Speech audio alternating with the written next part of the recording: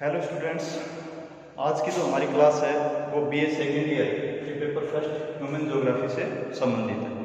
इसमें हमने मानव भूगोल से संबंधित जो भी परिभाषाएं थी वो देख ली थी और आज हम उससे अगला नेक्स्ट टॉपिक है हमारे मानव भूगोल की प्रकृति।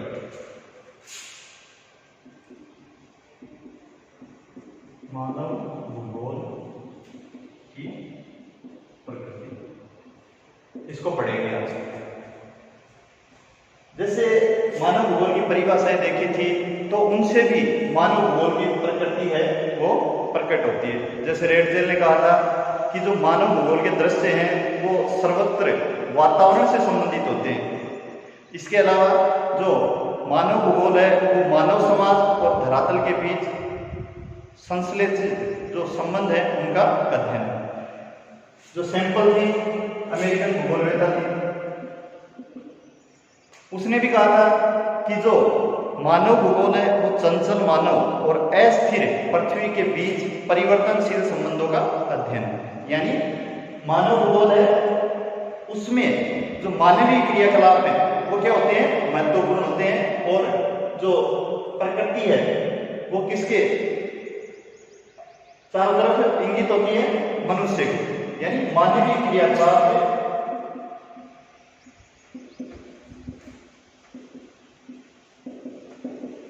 मानव भूगोल का केंद्रीय बिंदु है। केंद्रीय बिंदु तो मानवीय क्रियाकलाप है वो प्रकृति में कहाँ घटित होते हैं, किस प्रकार से घटित होते हैं, क्यों घटित होते हैं, इन सभी प्रश्नों का भौगोलिक दृष्टिकोण से प्रस्तुतिकरण ही क्या है, मानव भूगोल के अंतर्गत और इसकी प्रकृति के अंतर्गत आता है। यानी मानवीय क्रियाकलाप है वो क्यों घटित होते हैं, कहाँ घटित होते हैं, कैसे घटित होते हैं, इन सभी प्रश्नों को भौगोलिक दृष्टिकोण से प्रस्तुत करना मानव भूगोल की प्रकृति के अंतर्गत ही आता है। मानव भूगोल की जो प्रकृति है उसको स्पष्ट करते हुए जीन ब्रूम्स, जो फ्रांसीसी भूगोलवेत्ता है, जीन ब्रूम्स, इन्होंने कहा था कि जिस प्रकार से अर्थशास्त्र का संबंध कीमतों से है, अर्थशास्त्र का संबंध है कीमतों से, जो भूगर्भ शास्त्र है उसका संबंध है चट्टानों से, जो वनस्पति शास्त्र है, वनस्पति शास्त्र उसका संबंध है पेड़ पौधों से, पेड़ पौधों से, और जो मानव शास्त्र है उसका संबंध है जातियों से, इतिहास का संबंध है समय से। उसी प्रकार से जो मानव भूगोल है उसका केंद्र बिंदु क्या है, स्थान। भूगोल का केंद्र बिंदु क्या है, स्थान। तो प्रकृति में कोई भी घटना कहां पे और कैसे घटित होती है, इन सभी प्रश्नों का उत्तर जानने का प्रयास भूगोल के अंतर्गत किया जाता है। कहां और कैसे घटित होती है, इन प्रश्नों का उत्तर भूगोल के अंतर्गत जाना जाता है। ये थी जीन ब्रूम्स की मानव भूगोल की प्रकृति को स्पष्ट करने के बारे में प्रमुख कथन कि जिस प्रकार से अर्थशास्त्र का संबंध कीमतों से है, भूगर्भ शास्त्र का संबंध चट्टानों से है, वनस्पति शास्त्र का संबंध पेड़ पौधों से, मानव शास्त्र का जातियों से, इतिहास का समय से, उसी प्रकार से भूगोल का केंद्र बिंदु क्या है, स्थान। और प्रकृति के अंतर्गत कोई घटना कहाँ पे और कैसे घटित होती है, ये सब जानने का प्रयास भूगोल के अंतर्गत किया जाता है। मानव भूगोल की प्रकृति को स्पष्ट करते हुए जो व्हाइट और रेनर थे, व्हाइट और रेनर, उन्होंने कहा था कि मानव भूगोल है वो मानव जनसंख्या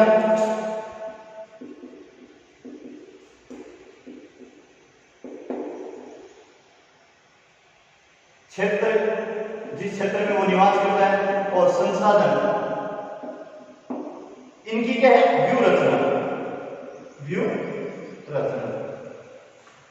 ये मानव भूगोल की प्रकृति को स्पष्ट करते हुए व्हाइट और रेनर ने कहा। मानव भूगोल है वो प्रकृति में ये विश्लेषण करने का प्रयास करता है कि जो मानव है वो सामाजिक, सांस्कृतिक, राजनीतिक, जैविक, आर्थिक रूप से भौतिक पर्यावरण में अपने आप को किस प्रकार से निरंतर परिवर्तित कर रहा है, ये जानने का प्रयास भी मानव भूगोल के अंतर्गत ही करता है। और किस प्रकार से वह भौतिक वातावरण है या प्राकृतिक जो पर्यावरण है उसको भी प्रभावित कर रहा है। तो ये सारा मानव भूगोल की प्रकृति के अंतर्गत ही आता है। यानी जो मानव भूगोल है वो क्षेत्र विशेष में समय के साथ, क्षेत्र विशेष कोई भी क्षेत्र हो सकता है, उसमें समय के साथ जो मानव और प्रकृति के मध्य जो अन्योन्य आश्रित या पारस्परिक संबंध विकसित होते हैं उनमें मानव को केंद्रीय भूमिका में मान करके अध्ययन करता है। मानव को केंद्रीय भूमिका में मान करके अध्ययन करता है। यानी कोई भी क्षेत्र विशेष है उसमें समय के साथ मानव और प्रकृति के जो पारस्परिक संबंध विकसित होते हैं उनमें मानव को केंद्रीय भूमिका में मान करके मानव भूगोल अध्ययन करता है।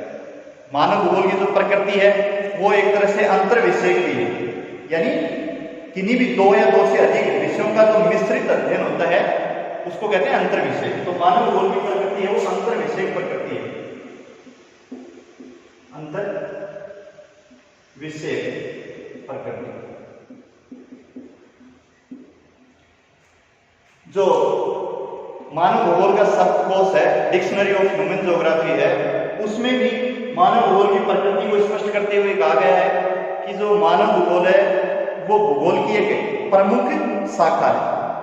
ये उन प्रक्रियाओं से संबंधित है जिसमें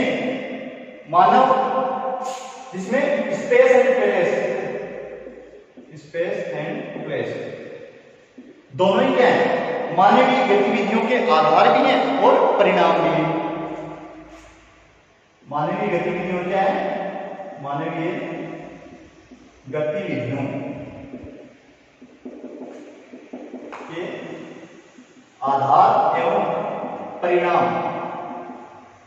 आधार भी और परिणाम दोनों ही।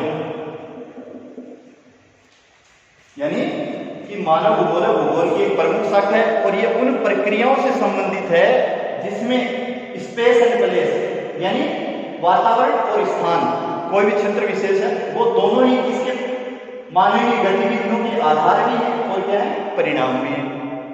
मानव भूगोल है वो क्षेत्र विशेष में मानवीय प्रतिक्रियाओं के संदर्भ में स्थानिक व्यवस्थाओं का अध्ययन भी है। यानी कोई भी क्षेत्र विशेष है उसमें जैसे क्या है अभी आपके प्लेस, तो क्षेत्र विशेष में जो भी मानवीय प्रतिक्रियाएं होती हैं, मानवीय प्रतिक्रियाएं कैसे, चाहे वो सामाजिक हो, सांस्कृतिक हो, राजनीतिक हो, आर्थिक हो, ये सभी जो प्रतिक्रियाएं हैं इनके संदर्भ में मानव भूगोल क्या है, स्थानिक व्यवस्थाओं का अध्ययन है। स्थानिक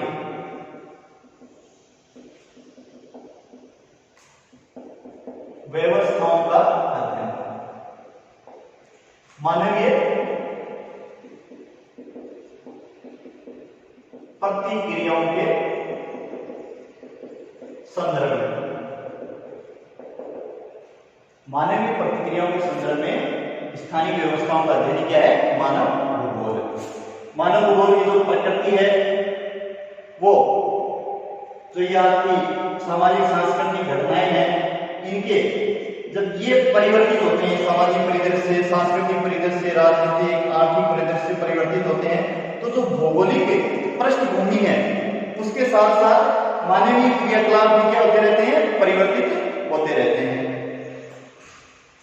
इसके संदर्भ में हम ये भी कह सकते हैं कि मानव है वो प्रकृति के साथ निरंतर मानवीय क्रियाकलापों रूपांतरण, संयोजन और समायोजन भी करता रहता है। मानव प्रकृति के साथ रूपांतरण, समायोजन, अनुकूलन करता रहता है। और इसका संदर्भ हम कह सकते हैं कि जैसे जैसे मानव ने विकास किया है वैसे वैसे उसने अपनी तकनीकी क्षमताओं का भी विकास किया है। तकनीकी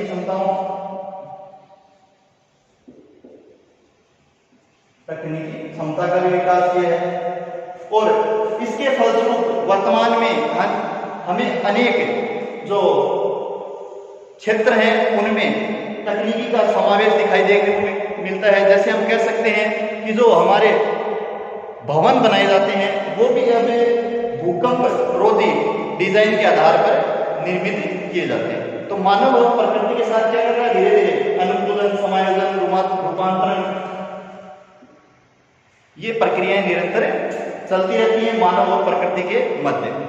तो इस प्रकार से जो सार रूप है मानव भूगोल की प्रकृति का या मानव भूगोल की प्रकृति यही है कि ये चंचल मानव और जो अस्थिर पृथ्वी है उनके बीच परिवर्तनशील संबंधों का अध्ययन है।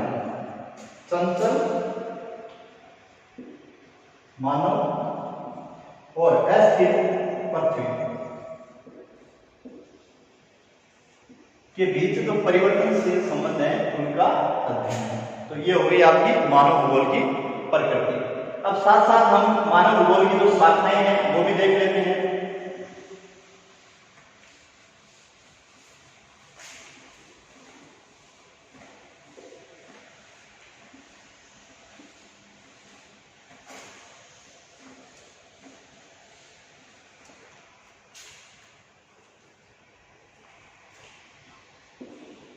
मानव भूगोल की शाखाएं,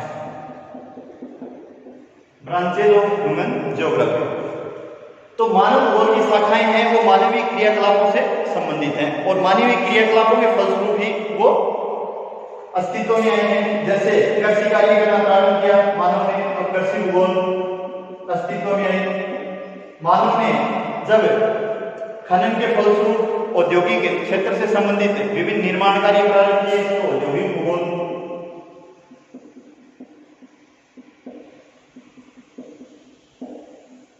परिवहन से संबंधित परिवहन भूगोल, ट्रांसपोर्ट ज्योग्राफी। उसके बाद पर्यटन भूगोल,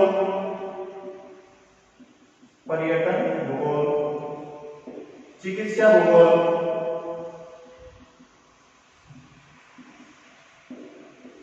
सामाजिक क्रियाकलापों से संबंधित सामाजिक भूगोल, सांस्कृतिक भूगोल,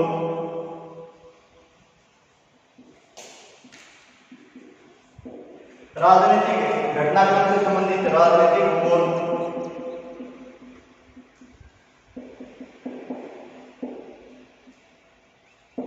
लिंग भूगोल,